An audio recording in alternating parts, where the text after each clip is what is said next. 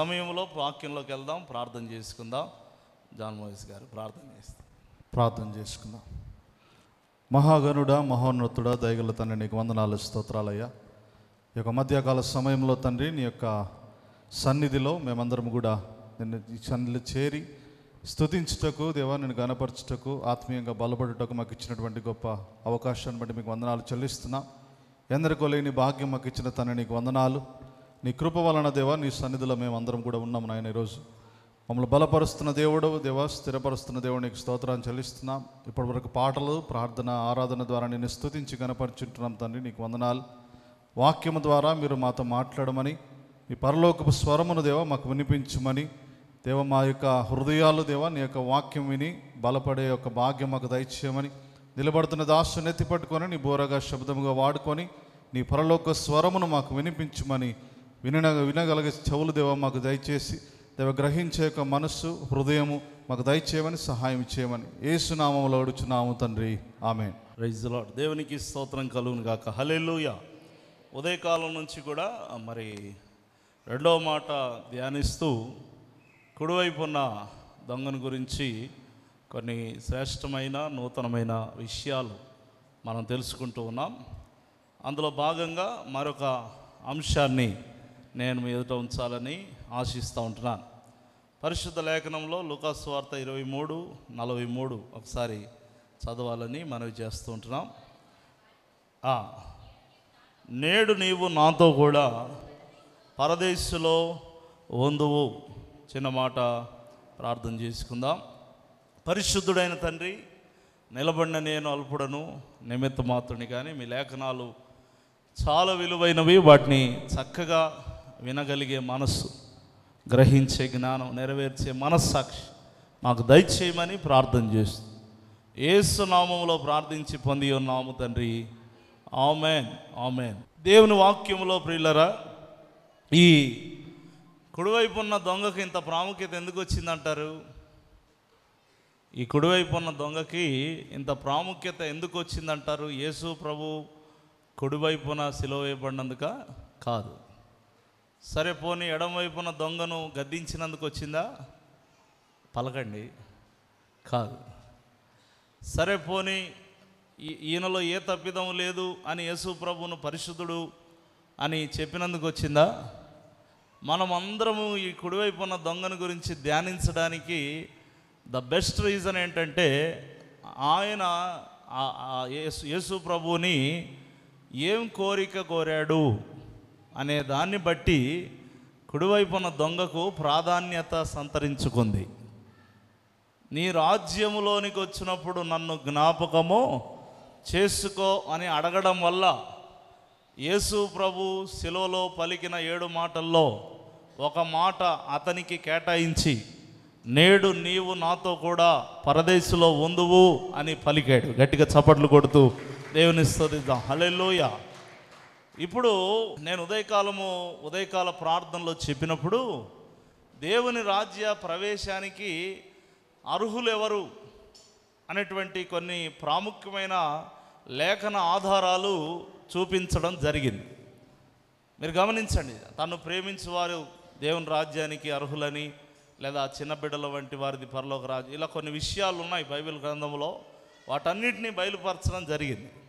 ఇప్పుడు లేఖనాల్లో మరి గమనించాల్సిన విషయం ఏంటంటే, పరలోక రాజ్యమునకు ఒక దొంగనే తీసుకెళ్ళిన దేవుడు కొంతమందిని అర్హులు కాదు అని చెప్తున్నాడు. దొంగనే తీసుకెళ్ళాడంటే ప్రతి దొంగోడిని తీసుకెళ్తాడని కాదు. ఆ దొంగ మార్పు చెందాడు కాబట్టి అతను పరలోక రాజ్యానికి ఆహ్వానించబడ్డాడు.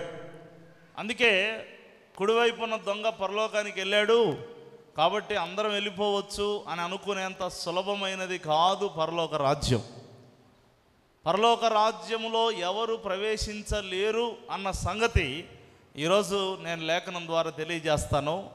ఆ గుంపులో మనం ఉండకుండా మనం జాగ్రత్త పడదాం. దయచేసి గమనించి, అందులో మొదటి మాట నేను మీకు చెప్పే ముందుగా ఒక చిన్న హెచ్చరిక మాట చదివిస్తాను. తెస్సలోనికైలకు రాసిన మొదటి పత్రిక 2వ అధ్యాయము 11వ వచనం. ఒకసారి చూడండి. మరి మూలవాక్యంగా ఈ మాటను మీరు జాగ్రత్తగా నోట్ చేసుకోండి. తన రాజ్యమునకు మహిమకు మిమ్మును పిలుచుచున్న దేవునికి తగినట్టుగా మీరు నడుచుకొనవలనని మేము మీలో ప్రతి వానిని హెచ్చరించుచు, ధైర్యపరచుచు, సాక్ష్యమిచ్చుచు. చాలండి. ఒక విలేజ్లో ఉన్న ఒక యవనస్తురాలు తన ప్రతిభను ఏదో చూపించింది. మొత్తానికి భారతదేశానికి సంబంధించి ఒక ఘనత తెచ్చే ఒక పని చేసింది ఆ అమ్మాయి. చదువులోనో దేంట్లోనో మరి చాలా మరి సామాన్యమైన కుటుంబంలో పుట్టి, అయితే మన దేశ ప్రధాని నరేంద్ర మోడీ గారు ఆ అమ్మాయికి అపాయింట్మెంట్ ఇచ్చారంట.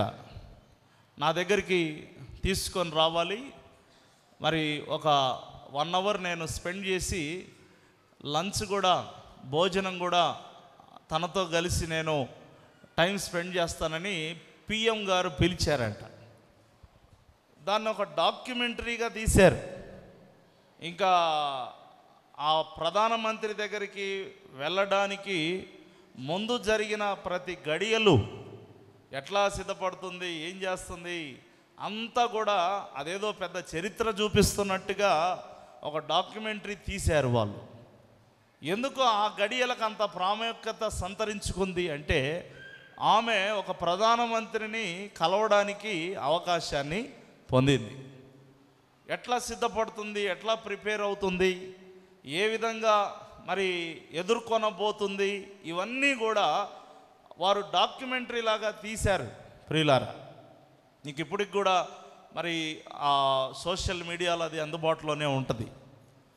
అలాగే ఒక సామాన్యమైన ఒక దేశ ప్రధానిని ఎదుర్కోవడానికి లేదా ఆయన పిలుపును స్వీకరించడానికి అంత సిద్ధపడాల్సి వస్తే, మరి దేవుడు పిలిచిన పిలుపు, అది కూడా ఎక్కడికి పిలుస్తున్నాడంట?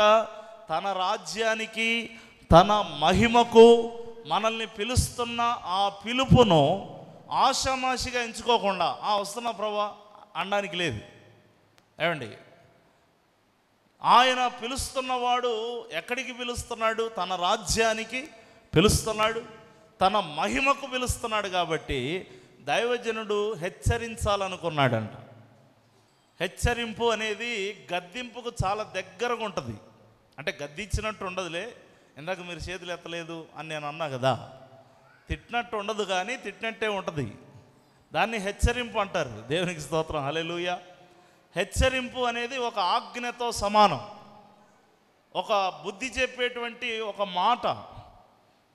ఆ హెచ్చరింపు అనేటువంటిది దైవజనుడు ఇవ్వాలనుకుంటున్నాడు. ఎందుకంటే పిలిచిన పిలుపు దేవుని రాజ్యానికి సంబంధించింది, దేవుని మహిమకు సంబంధించింది. అందుకే దైవజనుడు అంటాడు, ఆ పిలుపుకు తగినట్టుగా మీరు నడుచుకొనవలనని మిమ్మల్ని హెచ్చరించుచూ ఉన్నాను, హెచ్చరిస్తూ ఉన్నాను. ఈరోజు చాలా జాగ్రత్తగా ఈ విషయాలన్నీ కూడా మీరు కండిషన్స్ మీరందరూ కూడా మీకు అప్లై చేసుకోండి. పరలోక రాజ్యానికి వెళ్ళాలి అనే ఆశ మీ అందరికీ ఉండాలి. మరి తప్పకుండా దేవుడు మనందరికీ చోటుని ఇస్తాడు. అయితే కొన్ని చిన్న చిన్న రూల్స్ ఉన్నాయి. అంటే మనము చేయలేమేమో అనే పెద్ద పెద్ద రూల్స్ ఏమి లేవు. దేవుడు అలాంటి మరి పెద్ద పెద్ద కఠినమైన నిర్ణయాలు ఏం పెట్టలేదు. అయితే కొన్ని నియమాలు మనం పాటించగలిగితే పరలోకములో మనము అడుగు పెట్టడానికి అర్హతను సంపాదించుకుంటాం. వాక్యంలో మీరు చూసినట్లయితే మొదటిది తీసుకోవాల్సిన మొదటి జాగ్రత్త ఏంటంటే, వాక్యం సెలవిస్తుంది. లూకాసు వార్త 9:62 వచనాన్ని మనం చూసినట్లయితే, నాగటి మీద చెయ్యి పెట్టి వెనక తట్టు చూచువాడు ఎవడూ కూడా దేవుని రాజ్యమునకు పాత్రుడు కాలేడు అని చెప్పాను. గట్టిగా చప్పట్లు కొడుతూ దేవుని స్తుతిద్దాం, హల్లెలూయా. ఇంకా గురి వద్దకు చేరేదాకా మనం ఎక్కడ కూడా మధ్యలో ఆగిపోకూడదు. దయచేసి గమనించండి. నేను ఉదయకాలం ఫస్ట్ సర్వీస్లో ఒక వాక్యం చదివించాను. కాయలుగా ఉన్నప్పుడే రాలిపోయారంట. కాయలుగా ఉన్నప్పుడే రాలిపోయారు. మధ్యలోనే వారి యొక్క ఆత్మీయ యాత్ర ఆగిపోయింది. మధ్యలోనే వారి విశ్వాసం అడుగంటిపోయింది. మధ్యలోనే వారి భక్తి దిగజారిపోయింది. దేవుని పట్ల వారికి ఉన్న ప్రేమ తగ్గిపోయింది. అందుకే ప్రకటన 2లో దేవుడు అంటాడు, మొదట నీకుండిన ప్రేమను నీవు మరచితివి అంటాడు. అందుకే ఎప్పుడైనా పరలోక రాజ్యానికి మనం చేరాలి అంటే కాన్స్టెంట్గా మనం ఉండాలి. ఒక స్థిరత్వం. మనము పడతాము, లేస్తాము. నీతిమంతుడు 7 మార్లు పడినను లేచును.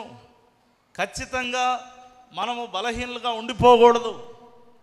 ఏమండి, ఒక వారం సాతానుడు చర్చికి రానియకుండా చేశాడని నెలంతా మానేసేటోళ్ళు ఉన్నారు మహానుభావులు. ఒక వారం సాతానుడు ఆటంకపరిచాడని అట్లాగే అలవాటు పడిపోయే స్త్రీలు కొంతమంది ఉన్నారు. కాదు, పరలోక రాజ్యం చేరాలంటే కొన్నిసార్లు బలహీన పడినా వెంటనే బలపడడం నేర్చుకోవాలి. పడిపోయినప్పుడు వెంటనే లేవడం నేర్చుకోవాలి. దయచేసి గమనించండి. పేతురు రాసిన మొదటి పత్రిక 2వ పత్రికలో 1వ అధ్యాయము 10వ వచనం ఒకసారి చదవండి. అందువలన సహోదరులారా, మీ పిలుపును ఏర్పాటును నిశ్చయము చేసుకొనుటకు మరి జాగ్రత్త పడండి. మీరిట్టి క్రియలు చేయవారైతే ఎప్పుడు త్రొట్టిల్లరు. అలాగున మన ప్రభువు రక్షకుడైన యేసుక్రీస్తు యొక్క నిత్య రాజ్యములో ప్రవేశము మీకు అనుగ్రహించబడును. నమ్మిన వాళ్ళు చప్పట్లు కొడుతూ దేవుని స్తుతిద్దాం. హల్లెలూయా. మీరు ముందు నిశ్చయం చేసుకోండి, నేను అర్హుడినా కాదా, నేను అర్హురాలనా కాదా, ఇవన్నీ తర్వాత. ముందు పో. ఒక దారి దేవుడు చూపించాడు. ఇదిగో పరలోకానికి నేనే మార్గమునని చెప్పాడు. ముందు వెళ్ళిపో, అంతే. ఆ మార్గంలో నువ్వు వెళ్తా ఉండు. ఆ పిలుపును నిశ్చయం చేసుకో. ఆ పిలుపు విషయంలో స్థిరంగా ఉండు. అప్పుడు దేవుడు అంటున్నాడు, సమృద్ధిగా నీకు పరలోక రాజ్యం అనుగ్రహించడానికి నేను రెడీగా ఉన్నాను. మధ్యలో ఎక్కడ ఆగొద్దు. మధ్యలో ఎక్కడ నువ్వు స్తంభించిపోవద్దు, వెనుతిరిగిపోవద్దు, వెనక తట్టు చూడొద్దు. నీవు బలహీనుడు అయినా సరే, నీలో ఒక అస్థిరత్వం ఉన్నా సరే, నీలో సాతానుడు ఎన్నో రకాలుగా నిన్ను వెనక్కి లాగే పరిస్థితులున్నా సరే, నీవు మధ్యలో ఆగకుండా ఉంటే చాలు. పరలోక రాజ్యానికి చెయ్యి పట్టి లోపలికి తీసుకునే బాధ్యత ప్రభు తీసుకుంటాడు. దేవునికి స్తోత్రం. హల్లెలూయా. ఆగదు నా పయనం సియోను చేరకుండా, ఆగదు నా పయనం సియోను చేరకుండా,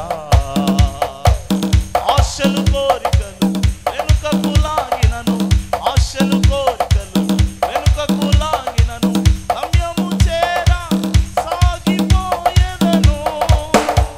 దేవునికి స్తోత్రం. హల్లెలూయా.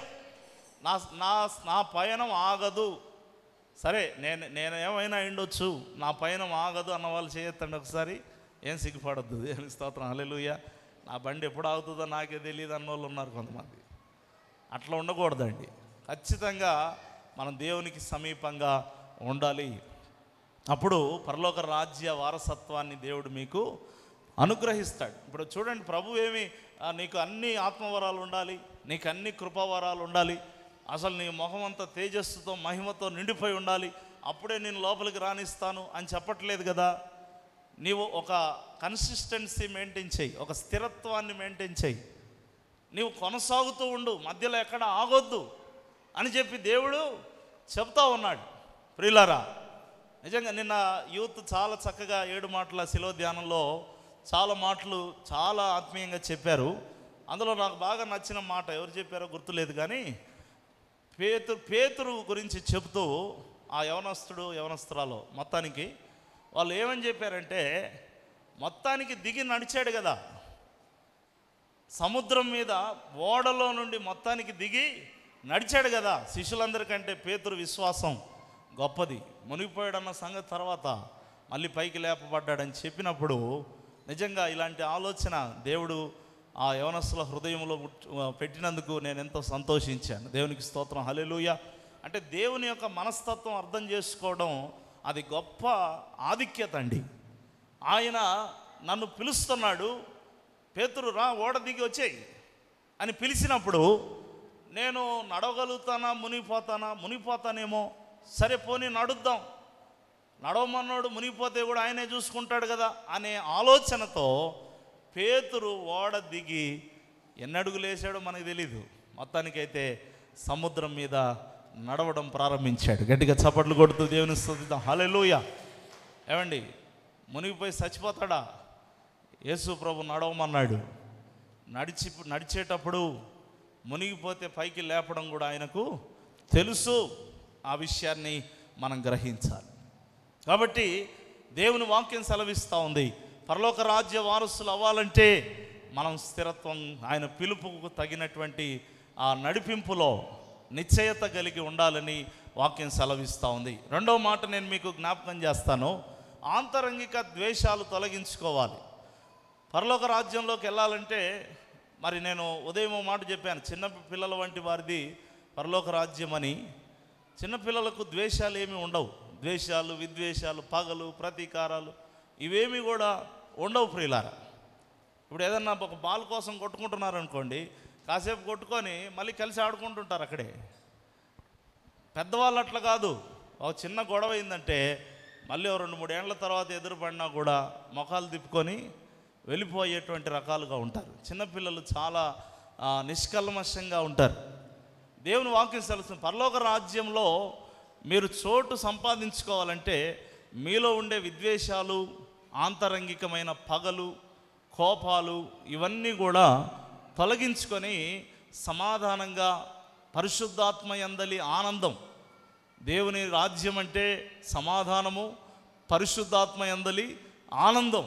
వాక్యం సెలవిస్తుంది, గలతీలకు రాసిన పత్రిక 5వ అధ్యాయము 21వ వచనాన్ని మనం చూసినట్లయితే, భేదములు, విమతములు, అసూయలు, మతతలు, అల్లరితో కూడినటువంటి ఆటపాటలు, వీటిని గురించి నేను మునుపు చెప్పిన ప్రకారం ఇట్టి వాటిని చేయవారు దేవుని రాజ్యమును స్వతంత్రించుకొనరని మీతో స్పష్టముగా నేను చెబుతున్నాను. స్పష్టంగా చెబుతున్నాను. మీలో భేదాలు ఉన్నాయా? మీలో అసూయలు ఉన్నాయా? మీలో కక్షలు ఉన్నాయా? అల్లరి గుణం, అల్లరి చేసే గుణం, గొడవలు చేసే గుణం, ఇలాంటివి మీలో ఉంటే కనుక మీరు స్పష్టంగా పరలోక రాజ్యానికి ఎంటర్ అవ్వరు అని దేవుని వాక్యము సెలవిస్తూ ఉంది. అందుకే ఎప్పుడు కూడా మనం చాలా పీస్ఫుల్గా ఉండాలి. దేవుని బిడ్డలు మరి శాంతికి చిహ్నంగా ఉండాలి. మరి వారు ఒక అద్భుతమైన నడిపింపు దేవుడు వారికి ఇస్తాడు, సమాధానం ఇస్తాడు. ఆయన బిడ్డలైన వారి హృదయాల్లో ఎటువంటి మరి ద్వేషాలు, అసూయలు, కోపాలు ఇవేమీ లేకుండా దేవుడు వారిని తప్పకుండా బలపరుస్తాడు, కృప చూపిస్తాడు. ఆ గుణాలు ఒకవేళ ఇంతకుముందు ఉండిండొచ్చు, కానీ వాటిని దేవుడు మరి అద్భుతంగా వాటిని జయించగలిగే కృపను దేవుడు ఇస్తాడు. ఒకసారి ఓ పాస్టర్ గారు ఒక ఊరిలో మీటింగ్కి వెళ్ళారు. వెళ్ళినప్పుడు ఒక మంచి ధనవంతుల ఇంట్లో ఆ దైవజనునికి విడిది ఏర్పాటు చేసినప్పుడు ఆయనకు రెస్ట్ తీసుకోమని ఒక గదిని, ఒక మంచాన్ని అంతటిని, వాళ్ళు నివసించే గదినే క్లీన్ చేసి, అయ్యా మీరు ఇక్కడ ఉండండి, మేము ఎక్కడన్నా అడ్జస్ట్ అవుతామని చెప్పి ఆ గదిలో దైవజనునికి చోటు ఇచ్చారు. ఇచ్చినప్పుడు అక్కడ బీరువా తాళము తెరిసే ఉంది. మరి దాని లోపల నగలు, డబ్బు అన్నీ కనిపిస్తున్నాయి. బయట కూడా కొన్ని విలువైనటువంటి వస్తువులు అక్కడ ఉన్నాయి.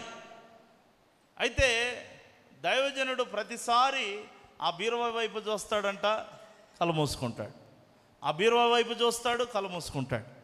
చివరాఖరికి వాళ్ళని పిలిచి చెప్పాడు, నువ్వు ఈ బీరువా తాళం వేసుకోమ్మా అని చెప్పాడు. ఎందుకు పాస్టర్ గారు, ఏమైంది? మీరే కదా దైవజనులు, మీరుంటే మేము తాళాలు ఎందుకు వేసుకోవాలి అంటే, ఆ దైవసేవకుడు అన్నాడంట, నేను ఇంతకుముందు స్టువర్ట్పురం దొంగనమ్మా, నేను పెద్ద దొంగని, ఇప్పుడు దైవజనుడిని అయ్యాను, నేను వాక్యం సిద్ధపడాలి, రేపు పొద్దున నేను సందేశము అందించాలి, ఈ బీరువా తాళం తెరిచి నన్ను నువ్వు శోధిస్తున్నావు, కాబట్టి దయచేసి మీ ఇద్దరికి దండం పెడతా, ఆ బీరువా తాళాలు వేసుకొని పోండి అన్నాడంట. అంటే ఆ దైవజనుడు ఏం చెప్పదలిచాడంటే శోధించబడడానికి కూడా అతను ఇష్టపడడం లేదు. ఏమవుతుంది? తాళం తెరిచుంటే ఇప్పుడు ఎట్లా ఆయన దొంగతనం ఏమీ చేయడు, ఎట్లా దైవజనుడు అయ్యాడు? ఏమండి, దొంగతనాలు మానేశాడు, ఇప్పుడు దొంగతనం చేయడు. కానీ ఆ దొంగతనానికి ప్రేరేపిస్తున్న ప్రేరేపణలు కూడా అతనికి నచ్చలేదు. గట్టిగా చప్పట్లు కొడుతూ దేవుని స్తుతిద్దాం. హల్లెలూయా. అంటే ఈవెన్ ఆంతరంగికంగా కూడా దేవునికి విరోధంగా ఒక ఆలోచన విధానము ఉండడం కూడా ఆ దైవజనునికి నచ్చలేదు. అందుకే తాళం వేసుకొని పొమ్మని చెప్పాడు. మీ దగ్గర నేనేమి దొంగతనం చేయనమ్మా, నేను దైవజనుడిని, నేను మార్పు చెందాను, కానీ ఎందుకు నా తలంపులు శోధించబడాలి, కాబట్టి అవసరం లేదు, నువ్వు తీసుకెళ్ళని చెప్పినప్పుడు నిజంగా దైవజనుడిని బట్టి వారు ఎంతో ఆశ్చర్యపోయారు. ఈనాడు చాలామంది ఏమనుకుంటారంటే తలంపులు ఏముందిలే, బయటికి బాగానే ఉన్నాం కదా, లోపల ద్వేషాలు ఉంటాయి, మామూలే, లోపల అసూయ కలుగుతుంటుంది, లోపల పగలు ఉంటాయి, మామూలే అని దాన్ని చాలా లైట్గా తీసుకునే వాళ్ళు కొంతమంది ఉన్నారు. కానీ మీరు గమనించండి, ఏ పాపమైనా లోపల నుంచే పుట్టుకొస్తుంది, బయట నుంచి వచ్చేది ఏది పాపం కాదంట. రోమాపత్రికలో ఉంటుంది, ప్రతి విధమైన పాపము నీ లోపల నుండే బయటికి వస్తుంది. కాబట్టి నీ ఆంతరంగిక స్వభావం విషయంలో జాగ్రత్తగా ఉండకపోతే, దేవుడు అదే అంటాడు, నీ యొక్క పైరూపమును నేను లక్ష్య పెట్టను, నీ ఆంతరంగిక స్వభావాన్ని నేను గమనిస్తాను. నీ ఆంతర్యములో విద్వేషాలు, భేదములు, విమతములు, మత్తతలు, అసూయలు, అల్లరి ఇవన్నీ కూడా ఉంటే కనుక అది చాలా మరి దేవుని రాజ్యానికి వెళ్లకుండా అడ్డుకుంటుందని ప్రభుపేట నేను తెలియజేస్తున్నాను. తర్వాత ఇంకొక మాట నేను మీకు జ్ఞాపకం చేస్తాను. దేవుని రాజ్యంలోనికి ప్రవేశించడానికి వాక్యం సెలవిస్తూ ఉంది. కొలస్సీలకు రాసిన పత్రిక 1వ అధ్యాయము 13వ వచనాన్ని మీరు ఒకసారి చూడండి. ఆయన మనలను అంధకార సంబంధమైన అధికారములో నుండి విడుదల చేసి తాను ప్రేమించిన కుమారుని యొక్క రాజ్య నివాసులుగా చేసెను.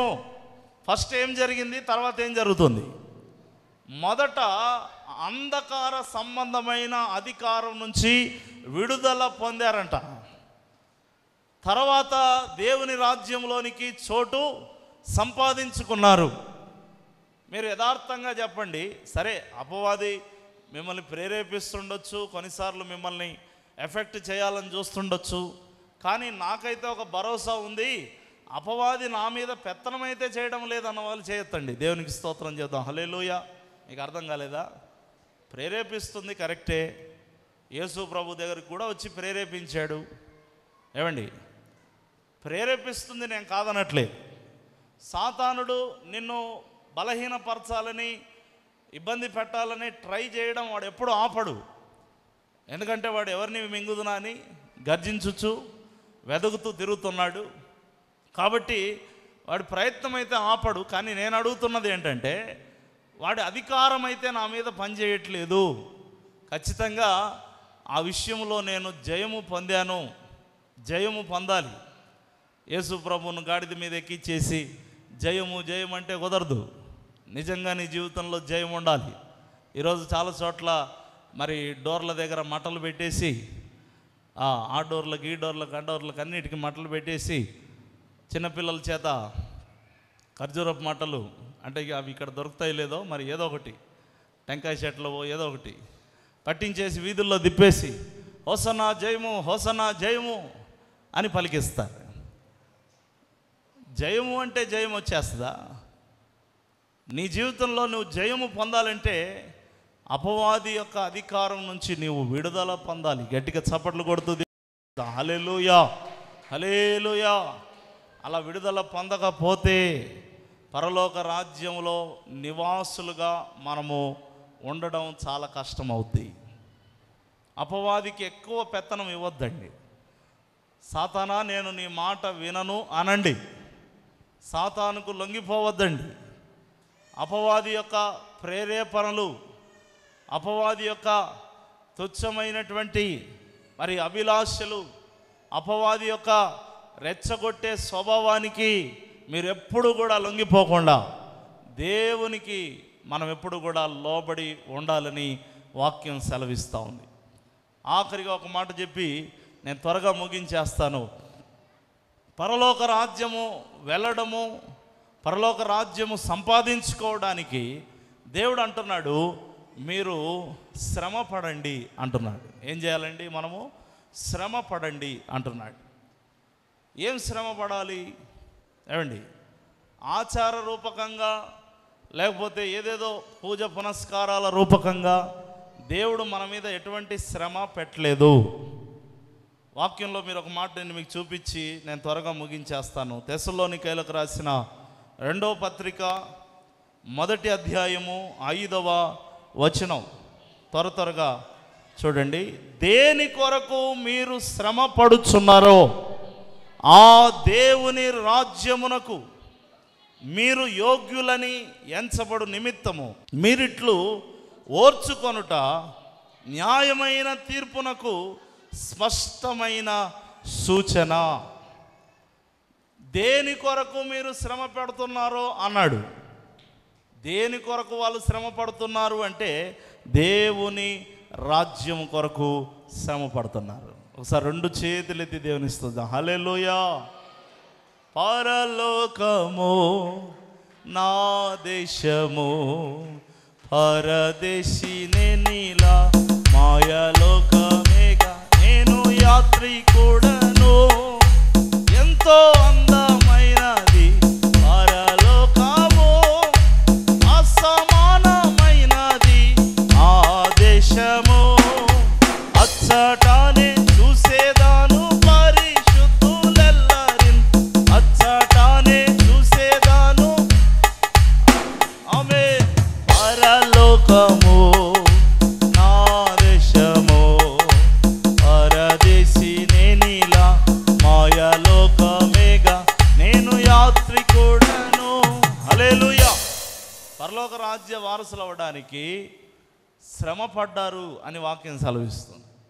శ్రమ పడ్డం అంటే మనం ఏదో ఒక సిలువ, ఇప్పుడు ఈ గుడ్ ఫ్రైడేలో ఇది కూడా ఒక ఫ్యాషన్ కదా, ఒక డబ్బా సిలువ ఒకటి చేపించి ఏమండి మరి ఆ వేషాల దగ్గరికి పోయి యేసు ప్రభు సిలువ వేషం ఇవ్వండి అని ఒక మూల కిరీటము, ఆ డ్రస్సు రక్తము చిందించినట్టుగా ఆ డ్రస్సు వేసుకొని, ఇంకా ఒకడు కొరడాకుతో కొడుతున్నట్టు, ఇతను మోస్తున్నట్టు, దానికి టైర్లు ఉంటాయి మళ్ళీ ఆ చెక్క సిలువకి, అది టైర్ల మీద నడుస్తూ ఉంటుంది, ఒక భుజం మీద మోసుకొని తను పోతా ఉన్నట్టు. అట్లా ఏదో ఒక నటన సృష్టించమని కాదు దేవుడు చెప్పింది. శ్రమ పడటం అంటే దయచేసి గమనించండి, ఈ శరీరము ఆత్మ సంబంధమైన కార్యాలు చేయనివ్వకుండా మనల్ని అడ్డుపడుతూ మనల్ని ఆటంకపరుస్తూ ఉంటుంది. అదొక శ్రమగా నీకు చూపిస్తూ ఉంటుంది.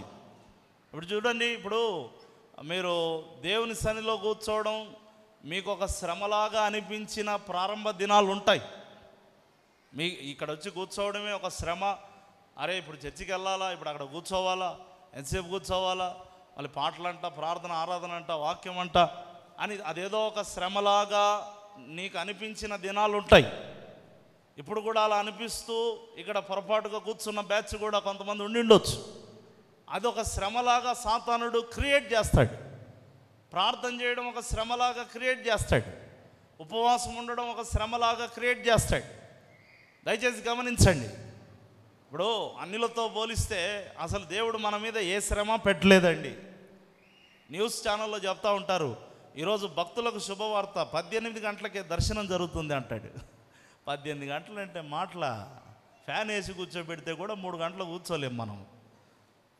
గంటకు డిసైడ్ అయ్యి వస్తాం.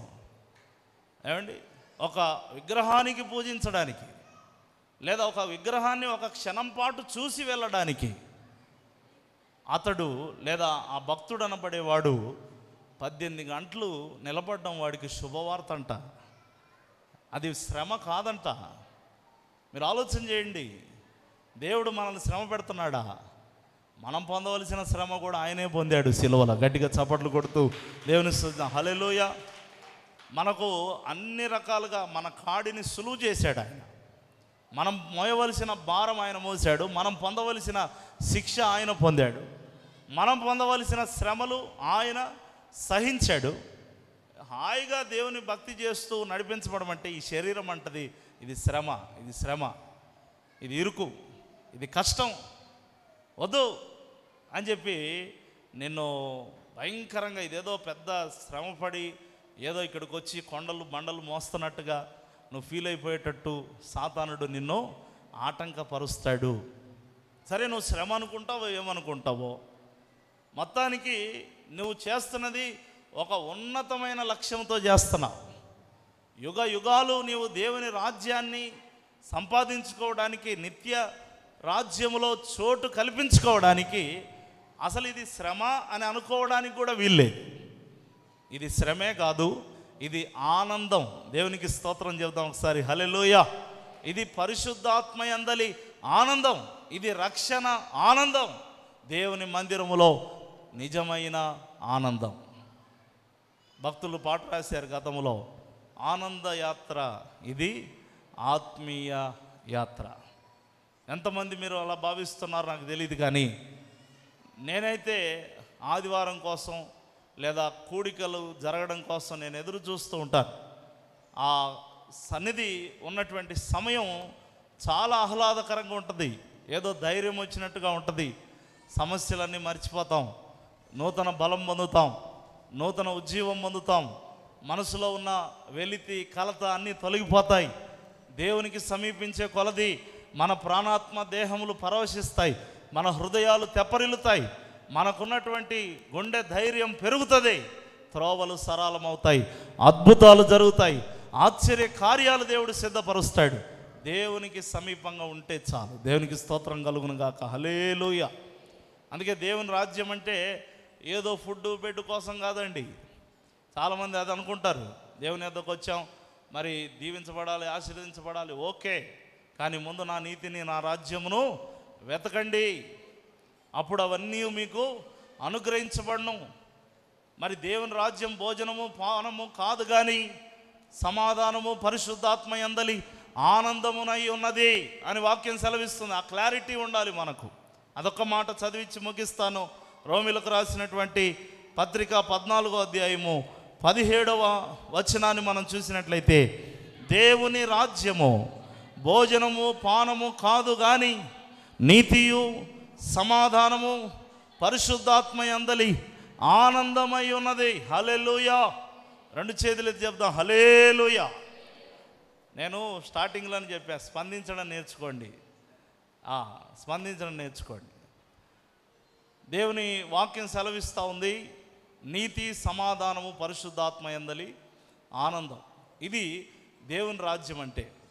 దేవుని రాజ్యానికి చేరాలి, మనం ప్రవేశించాలనే ఆశ ఒక దొంగకు ఆశ కలిగింది, అర్హత లేనోడికి ఆశ కలిగింది.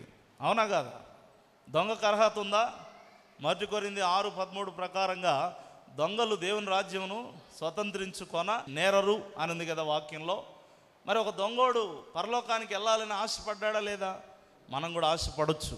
అయితే ఆశకు తగినట్టుగా వ్యవహరించాలి, ఆశకు తగినట్లుగా నడుచుకోవాలి. ఖచ్చితంగా దేవుడు ఒక దొంగకు చోటు కల్పించిన దేవుడు నీకు కూడా తప్పకుండా ఒక సుస్థిరమైన స్థానాన్ని పరలోక రాజ్యంలో అనుగ్రహిస్తాడు.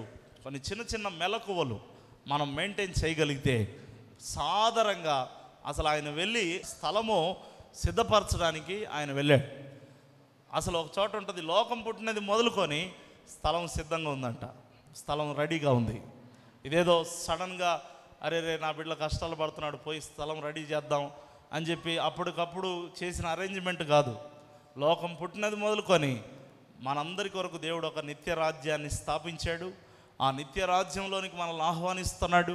ఆ నిత్య రాజ్యం కొరకు ఒక కుడివైపు ఉన్న దొంగ అడిగాడు. దయచేసి గమనించండి, శిష్యులు అడగలేదు అలాంటి మాట. శిష్యులు ఏకంగా సింహాసనాలు అడిగారు, చోటు అడిగినటువంటి వారు, నన్ను జ్ఞాపకం చేసుకోమని అడిగినటువంటి ఒక దొంగ. ఆ విధేయత మనం కూడా దేవుని రాజ్యంలో ఆ రీతిగా చేరుదుముగాక. ఆమేన్.